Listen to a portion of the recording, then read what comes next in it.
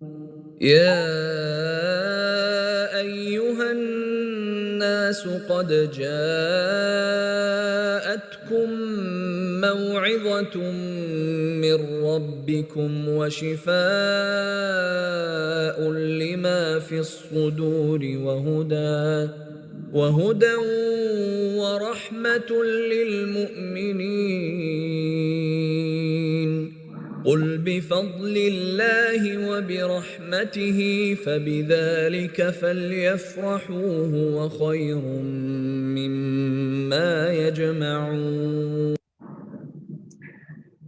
نحمده ونصلي على رسوله الكريم اما بعد فاعوذ بالله السميع العليم من الشيطان الرجيم بسم الله الرحمن الرحيم رب اشرح لي صدري ويسر لي امري واحلل عقدة من لساني يفقهوا قولي رب يسر ولا تعسر وتمم بالخير. الحمدللہ سورہ انفال ہم شروع کر چکے ہیں کل ہم اس کی 10 آیات پڑھی تھیں. آج ہم آیت نمبر 11 سے پڑھیں گے. کل کا جو ہمارا سبق تھا اس میں جو آیت ہم نے پڑھی تھی اس میں میرے ذہن میں سوال آتا رہا، یقیناً آپ کے بھی آتا رہا ہوگا، وہ کہ ہم جلدی جلدی اس کو پڑھ گئے کہ مومن وہ ہوتے ہیں جب اللہ کا ذکر کیا جاتا ہے تو ان کے دل ڈر جاتے ہیں، اور جب ان پر کے سامنے اللہ کی آیات کی تلاوت کی جاتی ہے تو ان کا ایمان زیادہ ہو جاتا ہے. یہ جو دو باتیں تھیں میں سوچتی رہی کہ ہم ہر روز قرآن پڑھتے ہیں، ہر روز ہمارے سامنے اللہ کی آیات کی تلاوت کی جاتی ہے. ہم جب اپنے لیسن کا بھی آغاز کرتے ہیں تو الحمدللہ بہت خوبصورت تلاوت سے کرتے ہیں، اور جب اینڈنگ ہوتی ہے تو بھی تلاوت ہوتی ہے. کیا ہمارا ایمان کبھی بڑھتا ہے اس سے؟ یہ سوچنے کی بات ہے. دیکھو قرآن کہتا ہے افلا یتدبرون القرآن ام علی قلوب اقفالها.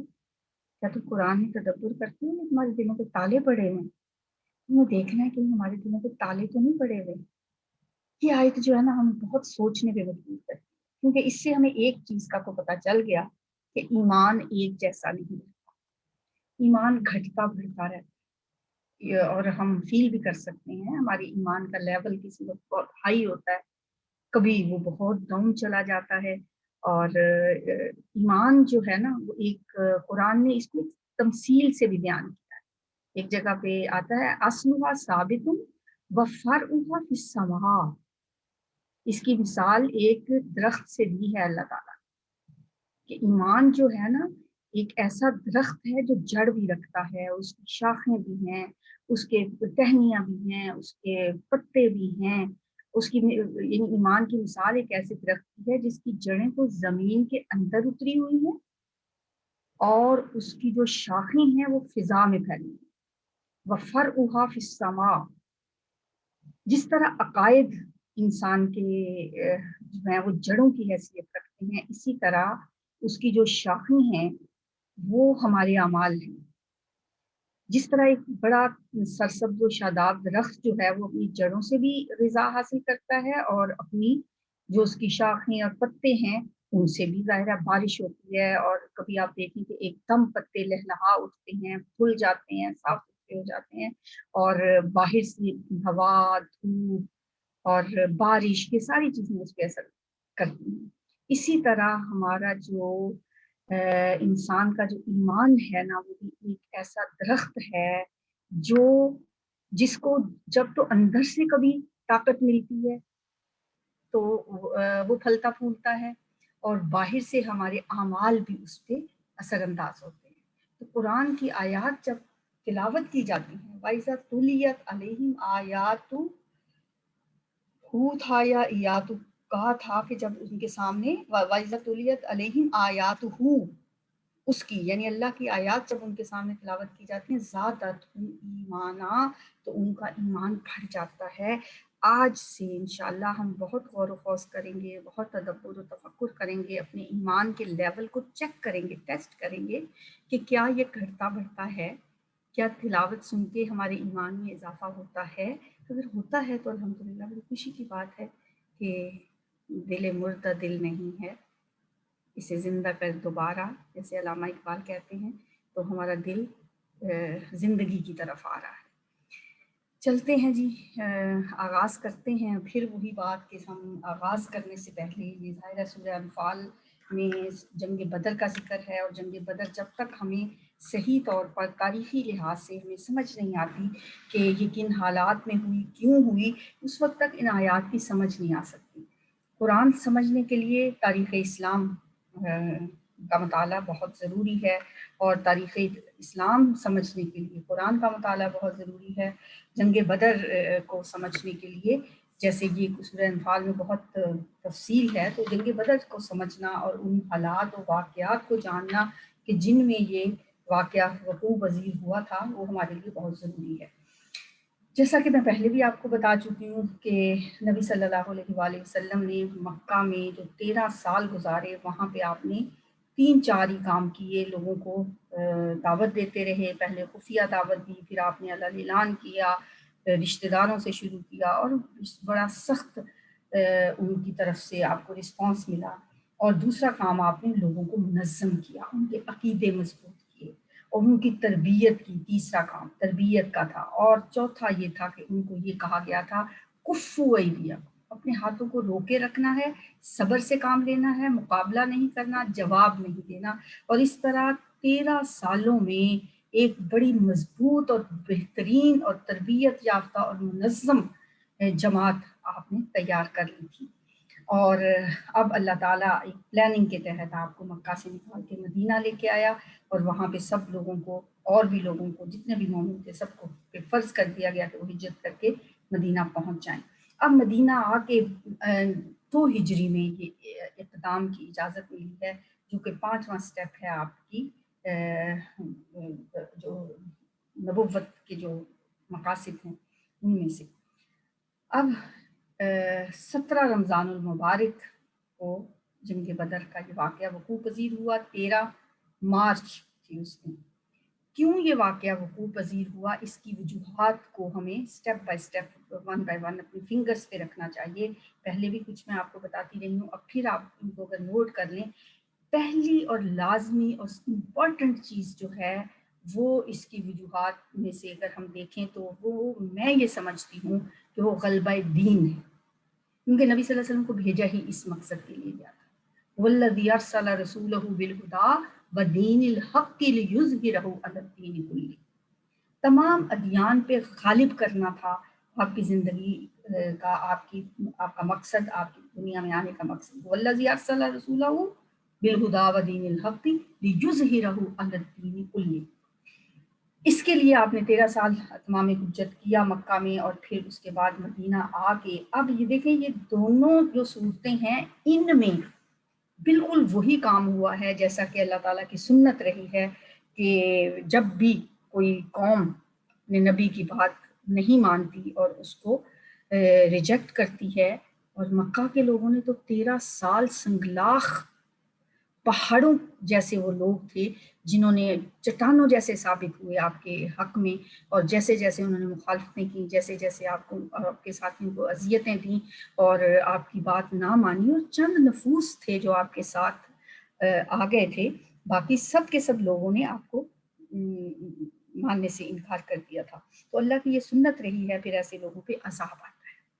عذاب کی مختلف شکلیں رہی ہیں، کسی کو پانی سے عذاب دیا گیا، بہا دیا گیا طوفان کے ذریعے، کسی کو چیخ کے ذریعے، کسی کو زلزلے کے ذریعے، کسی پہ پتھروں کی بارش کی، اور آپ کی قوم پہ جو عذاب آیا وہ مختلف طریقے سے آیا، اور یک بارگی نہیں آیا، یہ سٹیپ بائی سٹیپ آیا۔ اب یہ عذاب کا وقت آ گیا تھا، اور یہ اللہ کی پلاننگ تھی، کیونکہ وَلَن تَجِدَ لِسُنَّتِ اللَّهِ تَبْدِيلًا، اللہ کی سنت میں آپ تبدیلی نہیں پائیں گے، اللہ تعالیٰ کی سنت وہی رہی ہے۔ تو اللہ تعالیٰ نے سورہ انفال میں جو جنگ بدر کا تذکرہ ہے، یہ دیکھیں دونوں صورتیں ہیں، سورہ توبہ اور سورہ انفال، یہ ایک جوڑے کی شکل رکھتی ہیں، ان کا جوڑا ہے۔ اور جنگ سورہ انفال میں ان پہ جو عذاب کا کوڑا برسا ہے بدر میں، یہ بھی عذاب کی ایک فارم تھی۔ اور پھر سورہ توبہ میں جا کے جب اللہ تعالیٰ نے ان کا سمجھیں کہ ایک سیکنڈ سٹیپ ہے، اور یہ دوسری قسط اس کو سمجھ لیں کہ ان پہ جو عذاب کی آئی ہے وہ بھی بڑی زبردست ہے، اور اس میں 9 ہجری میں جب حج فرض ہوا اور نبی صلی اللہ علیہ وآلہ وسلم نے حضرت ابوبکر صدیق کو بھیجا کہ آپ لوگوں کو لے کے حج کرنے جائیں، آپ تو پہلے سال حج کرنے نہیں گئے، آپ نے دوسرے سال 10 ہجری میں حج کیا، 9ویں سال حج فرض ہوا تھا۔ تو جب آپ نے حضرت ابوبکر صدیق کو بھیج دیا امیر حج بنا کے، تو پیچھے سے سورۃ توبہ نازل ہوتی ہے، اور سورۃ توبہ کا آپ دیکھیں آغاز ہی بڑا ایسا ہے، برات من اللہ، اللہ کی طرف سے اب بیزاری ہے، اللہ کی طرف سے ان لوگوں کے لیے جو کہ مشرک ہیں، اعلان برات کر دیا گیا ہے۔ اور اللہ تعالیٰ نے یہ بھی فرمایا بری من المشرکین، کہ اللہ ان سے اب بری ہے، اور فرمایا قاتلوہم فقتلوا المشرکین حیث وجدتموہم۔ میرا خیال ہے اس سے سخت آیت اور اس سے بڑی بات کافروں کے دلوں پہ جو نشتر بن کے چبھتی ہے نا، اس سے بڑی کوئی نہیں ہو سکتی۔ فقتلوا المشرکین حیث وجدتموہم، جہاں کہیں پاؤ ان کو قتل کرو، وخذوہم واحصروہم وقعدوا لہم کل مرصد، ان کو پکڑو، ان کو گھیرو اور ان کے لیے ہر جگہ گھات لگا کر بیٹھو۔ یہ برداشت نہیں ہوتی۔ ایسے ہی تو نہیں کہ جب میٹرک کے بچوں کے لیے سورہ انفال اور سورہ توبہ رکھ دی گئی تھی نصاب میں، تلملا اٹھی تھی یہ طاغوتی طاقتیں، اور وہ نکلوا کے رہے ہیں سورہ توبہ اس میں سے، میٹرک کے نصاب میں سے۔ تو اب سورہ توبہ کی یہ آیتیں کسی سے ہضم ہوتی ہیں؟ فقتلوا المشرکین، مارو ان کو، جہاں پاؤ ان کو پکڑو، ان کو گھیرو ان کو، اور ان کے لیے ہر گھات کی جگہ پہ بیٹھ جاؤ۔ تو یہ تو دوسری قسط تھی، لیکن اور جب آگے یہ بھی پھر فرمایا تھا فَإِن تَابُوا وَأَقَامُوا الصَّلَاةَ وَآتَوُا الزَّكَاةَ فَخَلُّوا سَبِيلَهُمْ، اگر یہ توبہ کر لیں، نماز قائم کریں، زکوٰۃ دیں، پھر ان کا راستہ چھوڑ دو۔ انہوں نے دوسرا راستہ اپنایا۔ یہ الگ بات ہے کہ انہوں نے یہ نوبت آنے نہیں دی، وہ سمجھ گئے، وہ بچ گئے، اور انہوں نے مان لیا، ٹھیک ہے، ایمان لے آئے۔ تو بہرحال یہ باتیں ہمارے اگر ذہن میں ہوں گی نا، تو ہمیں زیادہ بہتر طور پر ہم سمجھ سکیں گے سورہ انفال کو، اور بہت جلدی ہمیں کرنے کی ضرورت نہیں ہے، ہمیں تسلی سے، صبر سے اس کو سمجھنا چاہیے۔ اب فنگرز پہ گن لیں کہ کیا وجوہات تھی۔ پہلی وجہ میں نے آپ کو بتائی غلبہ دین، دوسری وجہ ہے کہ وہی کہ اللہ کی سنت رہی ہے کہ جب بھی کوئی قوم نہیں مانتی تو ان پہ عذاب آتا ہے۔ اب جنگ بدر اللہ کی پلاننگ کا حصہ تھا، اور ان پہ یہ عذاب کا ایک جو اللہ کی طرف سے عذاب آنا تھا اس کا آغاز تھا۔ پھر جو وجوہات بنی ہیں ان میں سے جو فوری طور پہ کہہ سکتے ہیں ہم، ایک تو مدینہ کی چراگاہ پہ حملہ کر دیا کسی مکی سردار نے، اور نبی صلی اللہ علیہ وسلم کے کچھ جانور چرا کے لے گئے، وہ کہ وہ پکڑ بھی لیا گیا، ان سے چھین بھی لیا گیا، لیکن اب ایک خدشہ تھا۔ ہر وقت مسلمان جو تھے تیار تھے، چوکس تھے، نبی صلی اللہ علیہ وسلم نے پہرے بٹھائے ہوئے تھے، اور کبھی سکون کی نیند سوئے نہیں۔ اور تیسری وجہ بنی جو واقعہ نخلا ہوا، وہ میں نے کل بھی آپ کو بتایا تھا، جو نبی صلی اللہ علیہ وسلم نے کوئی 8 مہمات بھیجی ہیں مدینہ میں 6 مہینے گزرنے کے بعد۔ 6 مہینے تو آپ نے ابتدائی داخلی امور کو سلجھایا ہے، اور اس کے بعد آپ نے پھر یہ مہمات بھیجنا شروع کر دی۔ 4 میں آپ نفس نفیس بھی گئے، اور 4 میں آپ خود نہیں گئے، اور یہ ان پہ ایک رعب ڈالنے کے لیے، ایک دہشت طاری کرنے کے لیے، ان کو بتانے کے لیے کہ اب تمہاری یمن اور شام کی جو شاہراہیں ہیں یہ اب محفوظ نہیں ہیں، اب تم اپنے آپ کو، مطلب ان پہ واقعی ایک دہشت بیٹھ چکی تھی، اور ان کو یہ بڑی فکر لاحق تھی کہ اب ہماری یہ تجارتی راستے جو ہیں ہمارے غیر محفوظ ہو چکے ہیں۔ تو نبی صلی اللہ علیہ وسلم کے یہ مہمات بھیجنے کے یہی مقاصد تھے۔ تو انہی میں سے ایک مہم آپ نے بھیجی، اور اس نے یہ کوئی طائف اور مکہ کے درمیان ایک جگہ ہے نخلا، وہاں پہ ان کی کوئی ان کے ساتھ چھوٹی سی ایک جھڑپ ہو گئی، اور اس میں ایک ان کا مکہ والوں کا ایک آدمی مارا بھی گیا، اور یہ کچھ کو پکڑ کے نبی صلی اللہ علیہ وسلم کے پاس بھی لیا، جیسے میں نے کل آپ کو بتایا تھا۔ یہ واقعہ نخلا جو تھا، اس میں جو جن کا آدمی مارا گیا تھا وہ بھی روتے دھوتے پہنچے مکہ کہ بھئی ہمارا ساتھ ظلم ہوا ہے، اس کا بدلہ لیا جائے۔ اور دوسری طرف سے ایک جو قافلہ گیا ہوا تھا شام ابو سفیان کی قیادت میں، اس کی واپسی کا ٹائم تھا، اس کو بھی یہ خدشہ لاحق ہوا کہ مجھے کہیں مدینہ میں سے گزرتے ہوئے میرا راستہ نہ روکا جائے، اور اس میں 40-50 آدمی تھے صرف، اور اس میں 50,000 درہم کا دینار کا مال تھا۔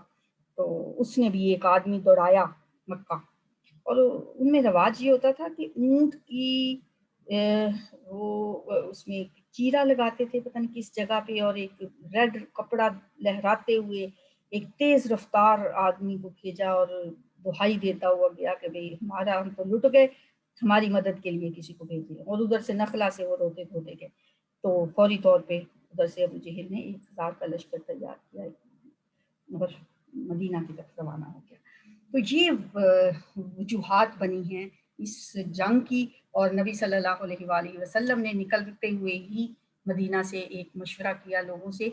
وہ میں آپ کو کل بھی بتا چکی ہوں کہ وہ مشورہ جب کیا گیا تو اس میں کل بھی ہم نے پڑھا تھا کہ مستشرقین جو ہیں اورینٹلسٹ، وہ بہت اس کو مس کوٹ کرتے ہیں کہ نہیں مسلمان تو جنگ سے جان چھڑا رہے تھے، وہ تو کرنا ہی جنگ ہی نہیں کرنا چاہتے تھے۔ ایسی بات نہیں تھی، فریقم ایک گروہ تھا، ایک ٹولہ تھا صرف کمزور ایمان والوں کا، منافق قسم کے لوگوں کا، وہ صرف جنہوں نے وہ مال غنیمت کی بات بھی کی، یہ بھی وہی لوگ تھے۔ اس لیے جب یہ تذکرہ شروع کیا نا کہ ایک جماعت مومنوں میں سے، اور اللہ کی یہ ہمیشہ سے قرآن میں ہم دیکھتے ہیں کہ اللہ منافقوں کو منافق کہہ کے نہیں پکارتا، انہیں مومن ہی کہا جاتا ہے، کیونکہ زبان سے ایک دفعہ وہ کلمے کا اقرار تو کر چکے ہوتے ہیں نا۔ یہ تو ہم لوگ ہیں کہ منہ سے کسی کے ذرا سی غلط بات نکلی نہیں اور ہم نے ان پہ کفر کے فتوے لگا دیے، منافقت کو ایک طرف رہ گئے۔ تو اللہ تعالیٰ تو مومن ہی کہتا ہے، تو ہم نے سورہ بقرہ میں کتنا باتیں پڑھی ہیں منافقوں کے بارے میں، لیکن اللہ نے انہیں مومن ہی کہا۔ اور یہاں پہ بھی اللہ تعالیٰ نے یہی فرمایا کہ ایک جماعت مومنوں میں سے ایک فرقہ جو تھا وہ اس کو ناپسند کر رہا تھا۔ اس کو ہم یہ نہیں کہہ سکتے کہ یہ سارے مومن ایسے تھے، وَإِنَّ فَرِيقًا مِّنَ الْمُؤْمِنِينَ لَكَارِهُونَ۔ تو آپ نے ان کو جب یہ مشورہ کیا تو انہوں نے یہ کہا کہ بھئی ہم کیوں نہ اس لشکر کی طرف چلیں جس میں ہمیں مال غنیمت بھی ملے گا، اور وہ مال جو ہے وہ ہمارے کام آئے گا، ہم انہی دشمنوں کے خلاف ان کو استعمال کریں گے۔ عقلی طور پہ تو ان کی یہ دلیلیں بڑی امپریسو لگ رہی تھیں، لیکن اللہ کی مرضی تو کچھ اور تھی۔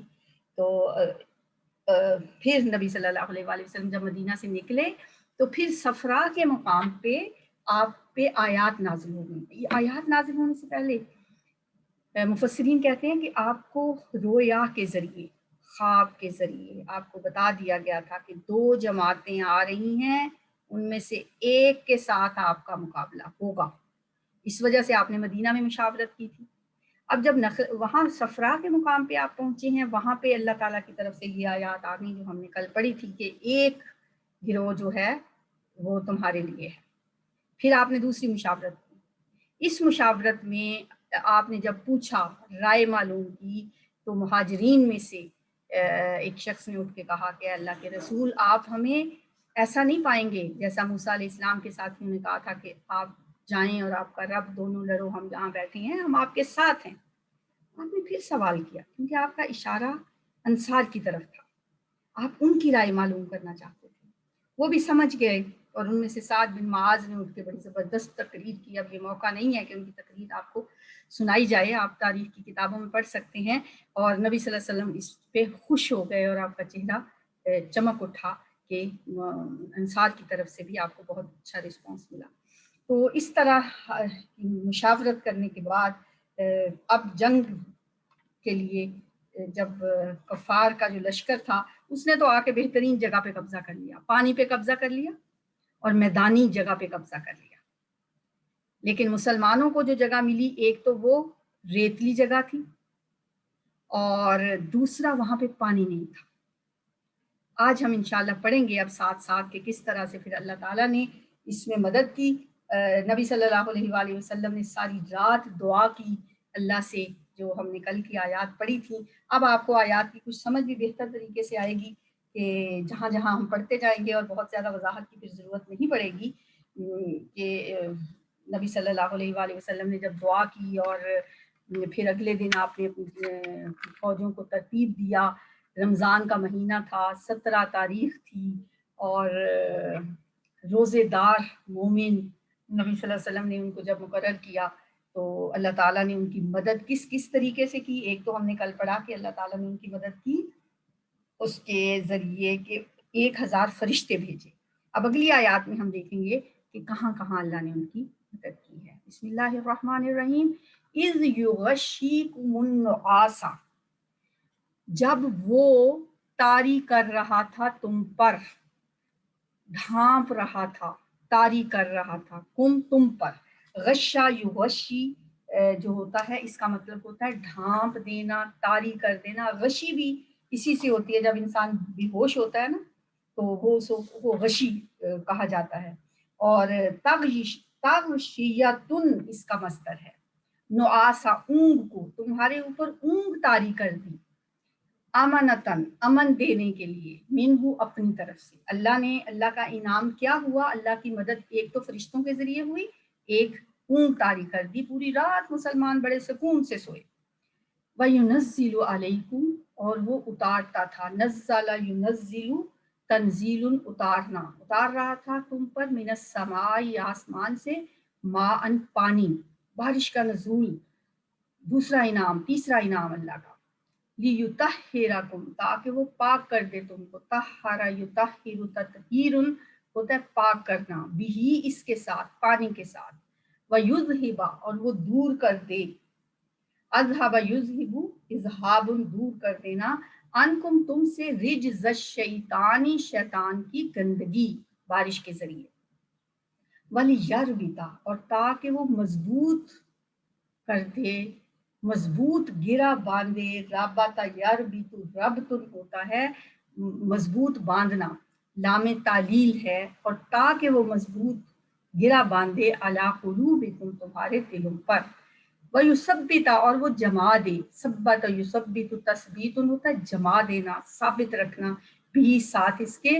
الاقدام، تمہارے قدموں کو. بارش کی وجہ سے، جیسے میں نے بتایا ریتلی زمین تھی، اور جب بارش ہو گئی تو بالکل وہ بہترین ایک ان کے لیے قدم جمنے کا ذریعہ بن گئی. از یو ہی، از یاد کرو، از جب بھی آتا ہے اس کو یاد کرو.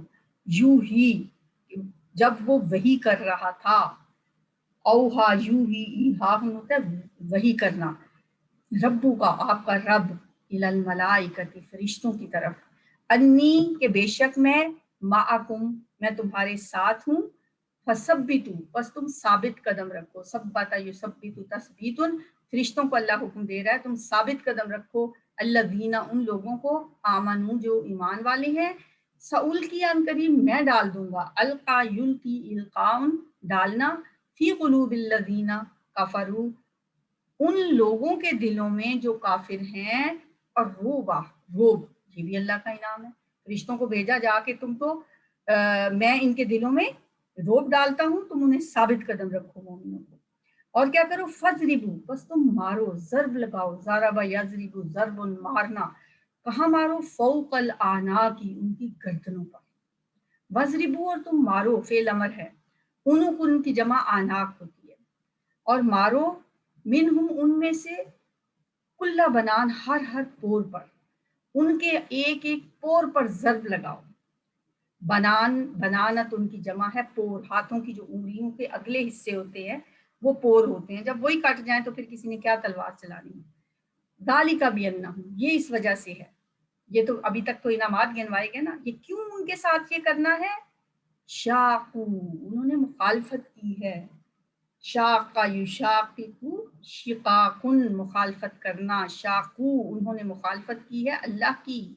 ورسولہ، اور اس کے رسول کی.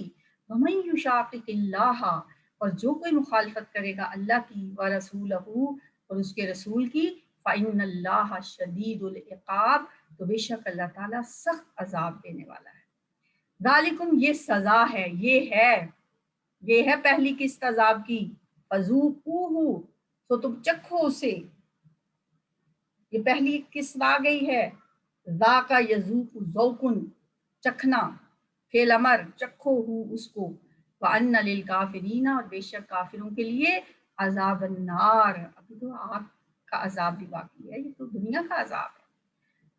یا ایھا آمنو، اے ایمان والو، اذا جب لقیتم الذین، تم ملو، تم ملاقات کرو، ملنا، لقیہ یلقا لقاء، ملنا، جب تم ملاقات کرو الذین، ان لوگوں سے، کفروا جو کافر ہیں، زحفاً لشکر کی صورت میں. زحفاً کہا جاتا ہے کہ پاؤں گھسیٹ کر چلنا، یہ اس کا لفظی معنی ہے، پاؤں کھینچ کر گھسیٹنا. لشکر جب زیادہ ہو تو ہلنا بھی محال ہوتا ہے. جب باقاعدہ طور پر دو فوجیں آمنے سامنے ہوتی ہیں نا لشکر کی صورت میں، اسے کہا جاتا ہے زحفاً. فلا تولوہم، تو نہ پھیرو ان سے. ولا یولی تولیت ہوتا ہے منہ موڑنا، منہ پھیرنا، تو یہ فعل نہیں ہے. لا تولو، نہ تم پھیرو، ہم ان سے، الادبار، دبر ان کی جمع پیٹھیں. وَمَن یولیہم، اور جو کوئی پھیر لے ان سے، یومئذ اس دن، دبرہ اپنی پیٹھ، اللہ سوائے، متحرفن پینترا بدلنے والا ہو. تحرفن مصدر سے یہ لفظ ہے، متحرفن اسم الفاعل، پینترا بدلنے والا، یہ قتال، لڑائی کے لیے، او متحیزن یا پناہ پکڑنے والا. تحیز مصدر سے مڑ کر، سمٹ کر، ساتھیوں کی پناہ لینا تحیز کا مطلب ہوتا ہے. متحیزن اس سے اسم الفاعل ہے، پناہ پکڑنے والا، الی فئۃ اپنی کسی جماعت کی طرف. فقط باء، تو یقیناً وہ لوٹا، باء یبوء بوء لوٹنا، بغضب غضب کے ساتھ، من اللہ اللہ کی طرف سے، ومأواہ اور اس کا ٹھکانہ جہنم جہنم ہے، وبئس المصیر اور وہ بہت بری پھرنے کی جگہ ہے. فلم تقتلوہم، پس نہیں تم نے انہیں قتل کیا، فلم نہیں، تقتلو تم نے قتل کیا ہم ان کو، ولکن اللہ قتلہم، اور لیکن اللہ نے ان کو قتل کیا ہے. وما رمیتا، اور نہیں آپ نے پھینکی تھی، رما یرمی رمیون پھینکنا، رمی کرنا بھی ہوتا ہے نا، جو ہم شیطان کو کنکریاں مارتے ہیں، وہ بھی یہی ہوتا ہے رمی. اور نہیں آپ نے پھینکی، نبی صلی اللہ علیہ وسلم نے ایک مٹھی ریت ان کی طرف پھینکی اور اللہ نے ان کے ایک ایک انسان کی آنکھوں میں اس کو پہنچا دیا، جو دیکھ ہی نہ سکے تو انہوں نے پھر لڑنا ہی کیا ہے. تو اللہ فرماتے ہیں وہ جو آپ نے پھینکی تھی نا، اذ رمیتا، جب آپ نے پھینکی تھی، ولکن اللہ رما، تو اللہ نے پھینکی تھی، آپ پھینک رہے تھے نا تو اللہ پھینک رہا تھا. ہاتھ ہے اللہ کا، بندہ مومن کا ہاتھ. ولکن اللہ رما ولیبلی المؤمنین، اور تاکہ وہ عطا کرے مومنوں کو. تو یہ جو ہوتا ہے نا یبلی، نکھارنا، تاکہ وہ مومنوں کو نکھارے، تاکہ وہ مومنوں کو عطا کرے، منہ اپنی طرف سے، بلان حسنا اچھا انعام. ان اللہ بے شک اللہ تعالیٰ سمیع علیم سننے والا، خوب جاننے والا. ذالکم یہ بات ہے، وان اللہ اور بے شک اللہ تعالیٰ موہن کمزور کرنے والا ہے، اسم الفاعل ہے موہن، سست کرنے والا، کمزور کرنے والا ہے، کئی دل کافرین کافروں کی تدبیروں کو.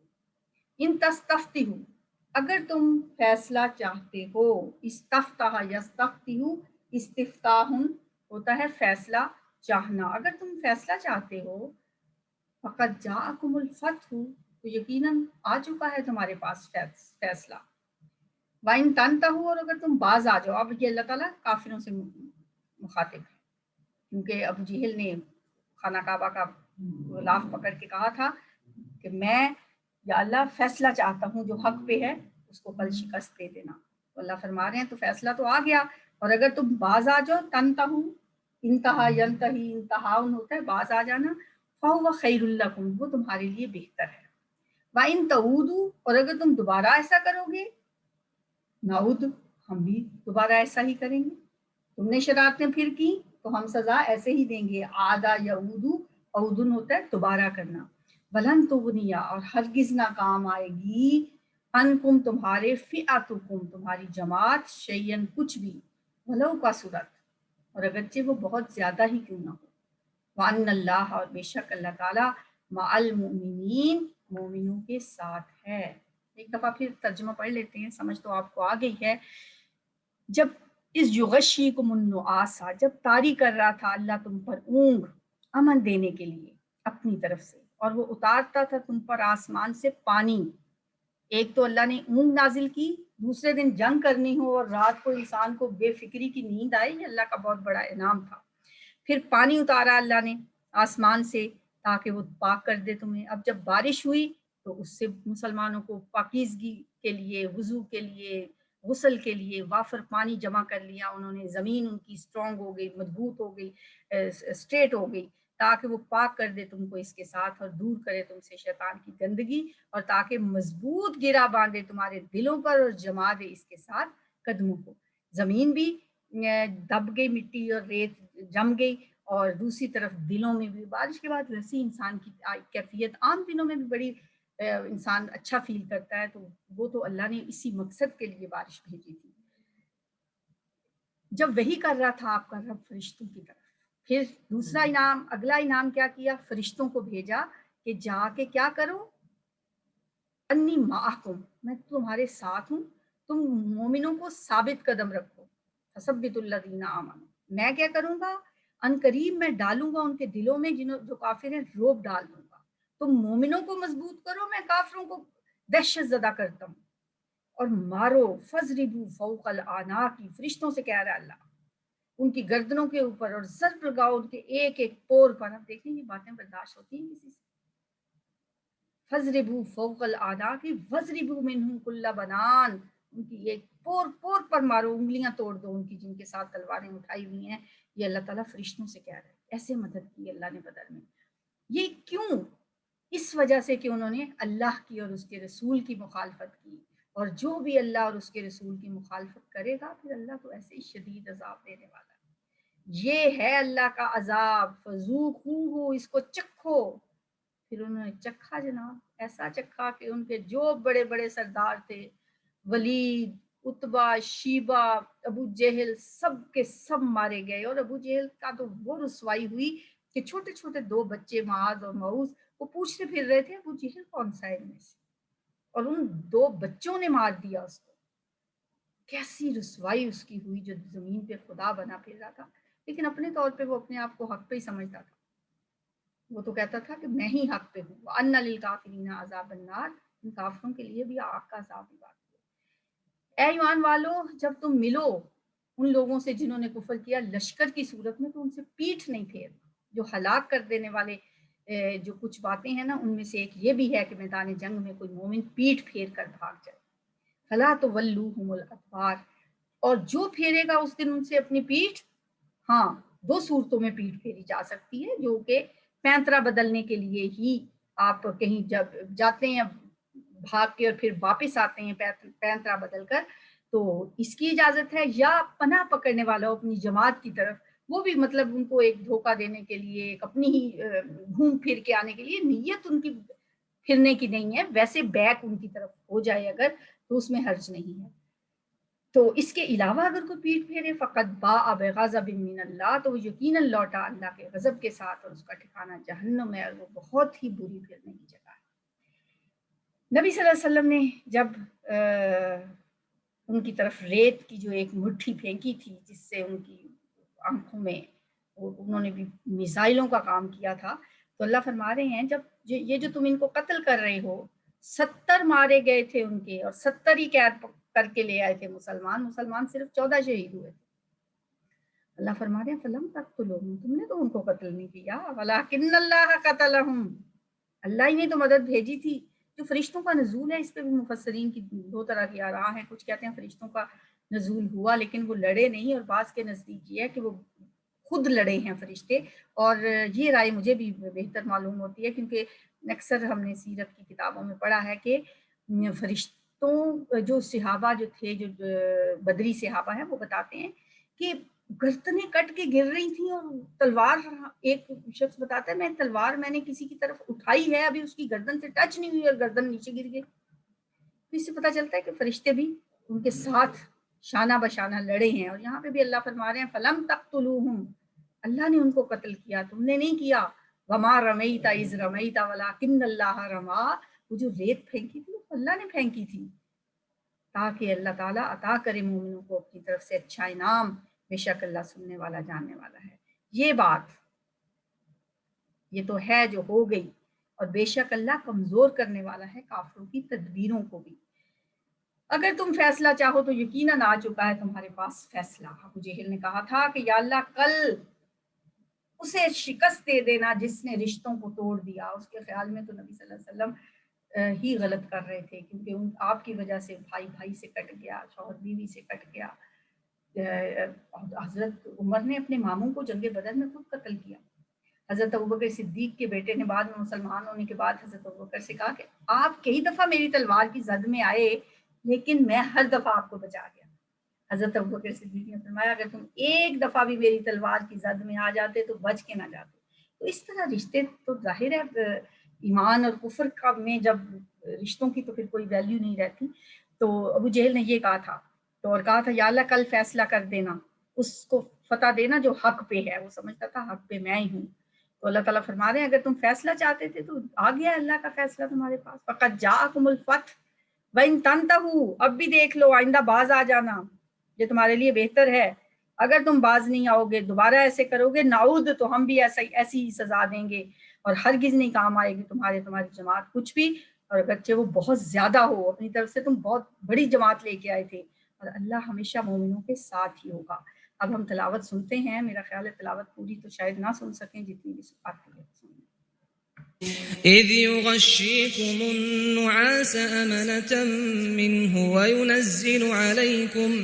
وينزل عليكم من السماء ماء ليطهركم به ويذهب عنكم رجز الشيطان وليربط على قلوبكم ويثبت به الأقدام إذ يوحي ربك إلى الملائكة أني معكم فثبتوا الذين آمنوا سألقي في قلوب الذين كفروا الرعب فاضربوا فوق الأعناق واضربوا منهم كل بنان ذلك بأنهم شاقوا الله ورسوله ومن يشاقق الله ورسوله فإن الله شديد العقاب ذلكم فذوقوه وأن للكافرين عذاب النار يا أيها الذين آمنوا إذا لقيتم الذين كفروا زحفا فلا تولوهم الأدبار ومن يولهم